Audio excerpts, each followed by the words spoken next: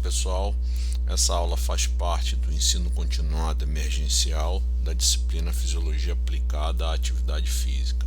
Muito bem, na aula de hoje falaremos um pouco sobre controle do meio interno, como descrito e explicado anteriormente, homeostase.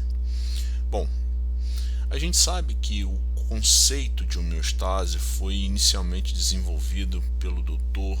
Walter Cannon, que iniciou a tentativa de definição desse conceito. Entretanto, a gente sabe que esse é um conceito que até o presente momento ele não tem uma definição ampla e genérica, até porque eu creio ser um pouco impossível essa definição genérica num sistema biológico, né? Então, esse professor foi o responsável por apresentar o conceito de homeostase. Muito bem. E o que parece ser homeostase? Homeostase, de uma maneira geral, é o que nós podemos chamar da famosa constância dinâmica, né? Ou o famoso equilíbrio dinâmico, que a gente já discutiu em algum momento nos nossos primeiros encontros. É muito comum o conceito de equilíbrio ele parecer equidade ou o mesmo nível de condições em dois ambientes, né? E a gente sabe que no corpo humano ou num sistema biológico isso não é muito comum, a não ser em situações, por exemplo, de morte, e aí você tem o famoso equilíbrio, né? Mas é importante a gente destacar que o equilíbrio que nós estamos falando num corpo morto, por exemplo, é o famoso equilíbrio estático, né? E aí um conceito interessante é o conceito de estabilidade, que está muito relacionado, ou podemos até classificá-lo como um sinônimo de constância dinâmica, como descrito pelo livro do professor Scott Power, né? Bom, então o conceito de homeostase, baseado nessa definição de constância dinâmica, ou nesse termo constância dinâmica, nada mais é do que a estabilidade de um sistema onde você tem a manutenção desse ambiente interno, que é um termo muito provocado pelo professor Claude Bernard, que é o pai da fisiologia, e, consequentemente, a manutenção dessa estabilidade desse ambiente interno faz com que você tenha o que nós chamamos de padrão homeostático ou condição normal de equilíbrio dinâmico, tá certo? Muito bem. Um outro conceito que pode causar um pouco de confusão é o famoso estado estável, né? O estado estável, ele é uma condição que não necessariamente vai estar representando a famosa homeostase num corpo em repouso, por exemplo, né? Ou numa condição homeostática considerada normal. O estado estável, ou steady state, que é um termo em inglês muito utilizado, ele pode ser considerado uma condição, por exemplo, em que você está sofrendo um estresse, ou seja, a sua homeostase foi quebrada, a sua homeostase foi perdida, entretanto, o seu sistema está apresentando uma resposta mantida, uma resposta sustentada, uma resposta sem mudança, sem variação, né?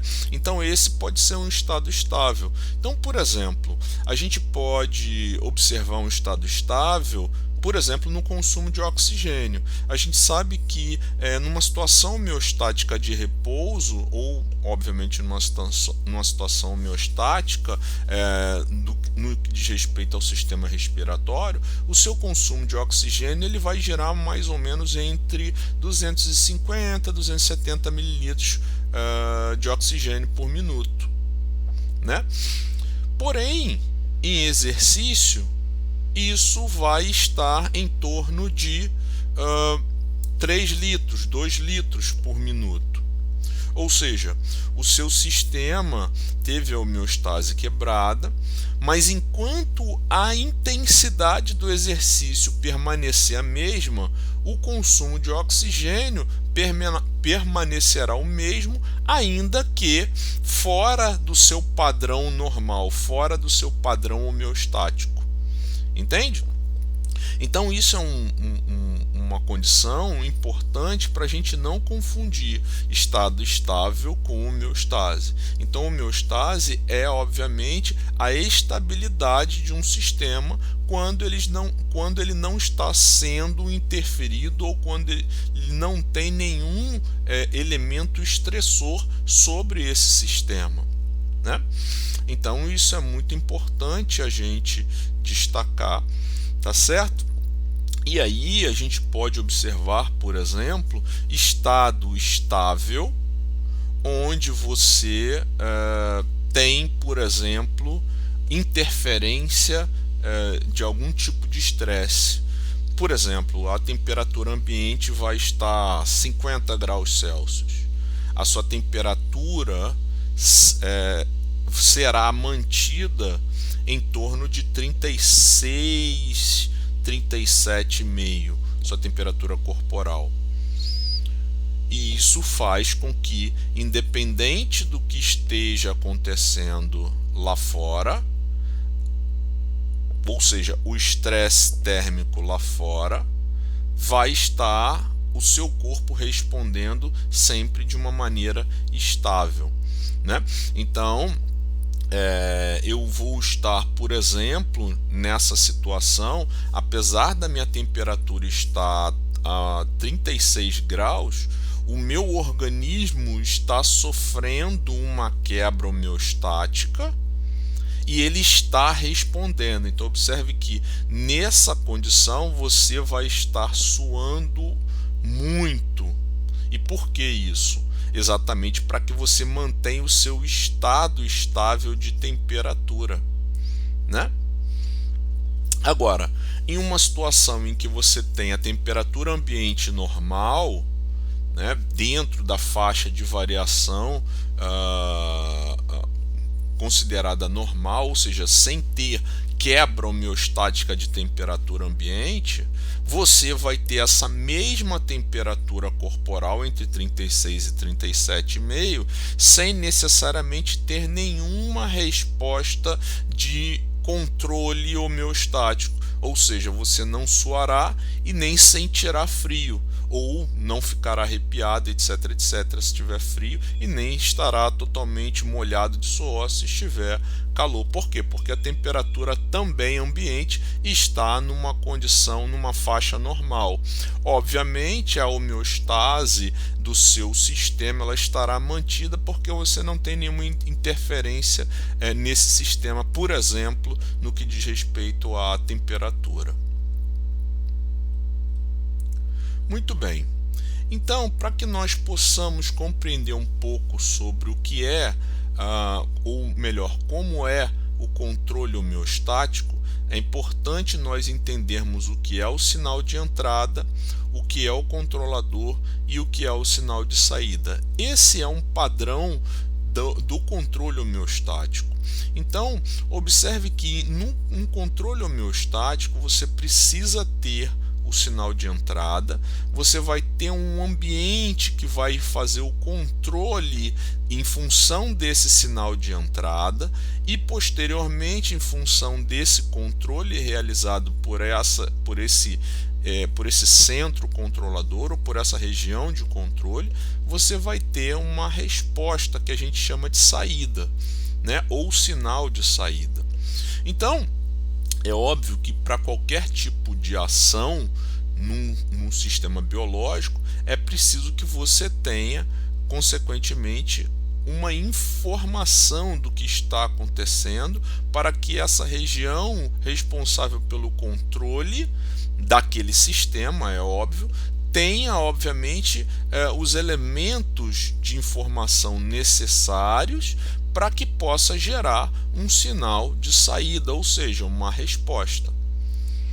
E assim a gente consegue fazer o equilíbrio dinâmico, como dito anteriormente, ou a manutenção da estabilidade de um sistema.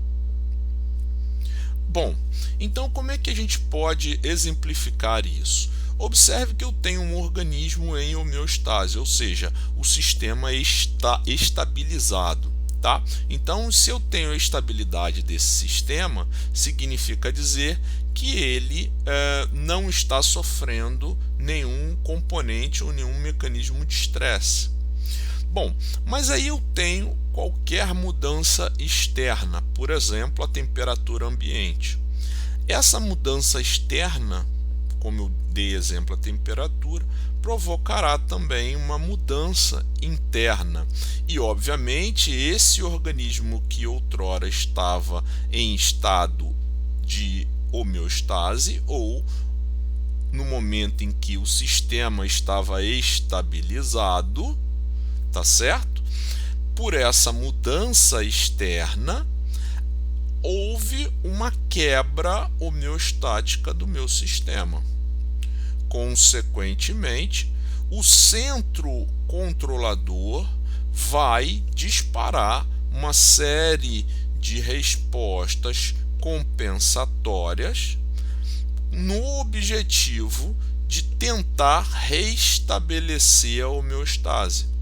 Uma vez que essa tentativa de compensação ela seja bem sucedida, ela seja bem sucedida, nós teremos, obviamente, a recuperação do perfil homeostático original. Uma vez que essa tentativa de compensação ela falhe, significa dizer que isso provocará um padrão patológico ou uma disfunção. Então, observe que, por exemplo, usando ainda o exemplo da temperatura, se eu tenho uma mudança de temperatura e o ambiente ele sai daquela faixa de normalidade para o meu sistema, né? Então imagine que a faixa de temperatura ideal é entre 20 e 24 graus para o corpo humano. E aí vai aumentando a temperatura ambiente, por exemplo, e ele vai para 45 graus. Isso provoca uma mudança que gerará uma série de ações do meu centro termorregulador, que é a região que controla a temperatura, e isso provocará uma série de respostas, né? Ou seja, a saída daqueles sinais que foram capturados por esse centro de controle, que eu disse anteriormente, disparará uma série de respostas que tentará fazer a compensação dessa alteração externa. Uma vez sendo bem sucedida, o sujeito tem a sua temperatura normalizada e, obviamente, ele consegue manter o seu estado normal, a sua condição normal. Agora, uma vez que esse centro controlador ele apresente dificuldades ou falha na compensação, a temperatura interna do sujeito continuará subindo e isso pode levar a um problema ou uma resposta patológica ou disfuncional que a gente conhece, por exemplo, morte por hipertermia, por exemplo, uma desidratação profunda, quando esse sistema ele não consegue compensar essa alteração de temperatura. Então, quando o ambiente é muito quente e o seu centro termorregulador não consegue compensar essa falha, isso vai gerar, obviamente, disfunção ou até mesmo morte. né? Se a gente falar em outros exemplos, por exemplo, a pressão arterial é um mecanismo para o sujeito hipertenso, é um mecanismo representativo, por exemplo, de mudança da pressão arterial, uma falha na compensação, ou seja, o centro de controle, né, cardiovascular, ele está falhando em compensar essa pressão e acaba o sujeito tendo uma disfunção de pressão e por isso o sujeito se torna hipertenso. Então a gente tem uma série de exemplos que nós podemos utilizar para essa condição que nós chamamos de condição homeostática, tá? Muito bem. Então, dando continuidade, a gente sabe que nessa situação de controle homeostático nós temos duas respostas muito importantes, né? Mais uma vez baseado nessa questão de controle. Uma é o feedback negativo e a outra é o feedback positivo. Então nós sabemos que o feedback negativo e o feedback positivo, eles são obviamente respostas, ou melhor, controle do meu sistema homeostático baseado naquele primeiro slide de sinal de entrada, centro controlador e saída. Ou seja, o que simboliza o feedback? O feedback nada mais é do que aquele sistema de manutenção da informação para evitar que eu dê respostas exageradas ou respostas minimizadas, né? Ou abaixo do necessário. Então isso faz com que eu tenha o ajuste ideal sobre o controle de uma possível quebra homeostática, tá? Então, sendo bem genérico, o feedback negativo nada mais é do que quando o sinal de saída, ou seja, quando a resposta vai na direção contrária ao sinal de entrada, enquanto que o feedback positivo, o sinal de saída, ele vai na mesma direção do sinal de entrada. Então, como nós podemos exemplificar, por exemplo, um feedback negativo? Então, observe aqui, eu tenho um estímulo que está acima do normal. Vamos falar aqui de regulação de temperatura, ok? Então, qual é o estímulo? O aumento da temperatura. Aí eu vou para o centro controlador, tá vendo? Esse aqui é o sinal de entrada, que é o estímulo, né? Então, meus termorreceptores captam esse estímulo, ou seja, aumento de temperatura. O meu centro controlador, ele compreende essa informação enviada por esses termorreceptores. Ele vai enviar agora sinais para que essa temperatura que foi aumentada, ela volte para o seu padrão original, que seria, obviamente, aquela faixa de temperatura normal para o corpo humano, né? O meu sistema de controle de temperatura faz com que eu tenha diversos ajustes periféricos, por exemplo, fazendo com que a minha temperatura após esses ajustes periféricos, quer dizer, centrais e periféricos, né, fazendo com que a minha temperatura que se elevou, ela volte para o seu padrão normal, ou seja, ela desça. Então, a minha temperatura estava a 40 graus, o meu centro disparou uma série de respostas que fez com que a minha temperatura diminuísse e voltasse para 37. Então, observe que o sinal de saída está na direção contrária do sinal de entrada. Enquanto o sinal de entrada estava aumentando a temperatura, ou melhor, era um aumento de temperatura, a resposta foi redução de temperatura. Então, nessa situação, eu tenho um feedback negativo. E aí isso serve também, por exemplo, no frio. Enquanto no frio o sinal foi redução da temperatura, tá certo? Redução da temperatura, ou seja, o sinal de entrada foi diminuição da temperatura corporal. A mesma coisa acontece, ou seja, meu sensor captura essa temperatura corporal reduzida, envia a informação para o centro de controle e a resposta gerada por esse centro de controle nos diversos órgãos e sistemas fisiológicos é aumento da temperatura. Então ela estava baixa, foi controlada e, obviamente, houve o aumento de temperatura para a faixa normal. Então observe que o sinal de saída aqui, de entrada aqui, era a redução de temperatura e o sinal de saída foi aumento de temperatura até condição normal. Aqui em cima, o sinal de entrada foi aumento da temperatura e o sinal de saída foi redução da temperatura até a faixa normal. Então observe sempre que a resposta ela vai estar contrária ao sinal de entrada, e isso representa feedback negativo, ok?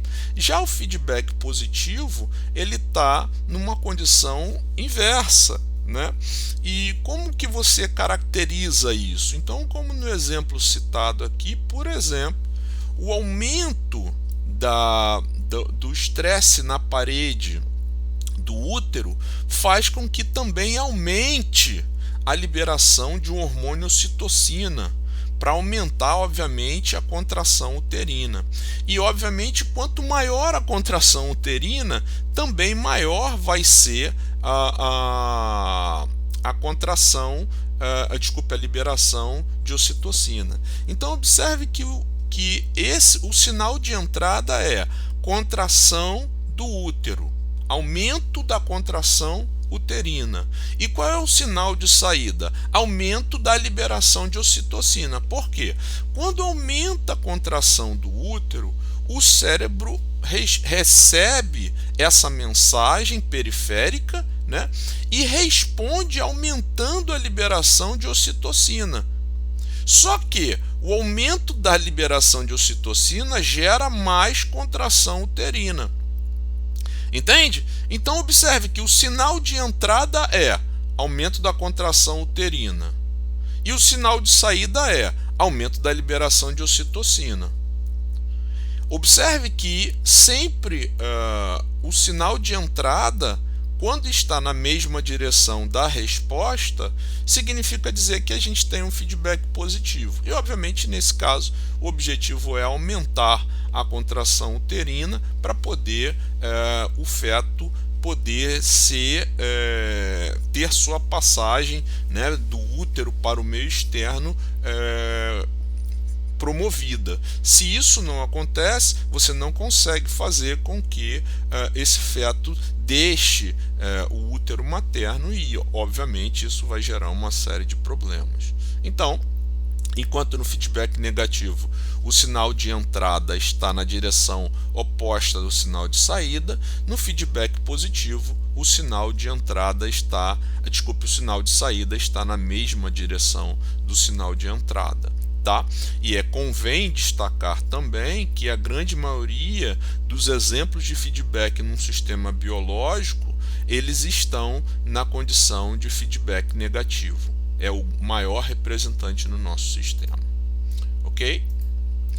Muito obrigado, bons estudos e até o próximo vídeo.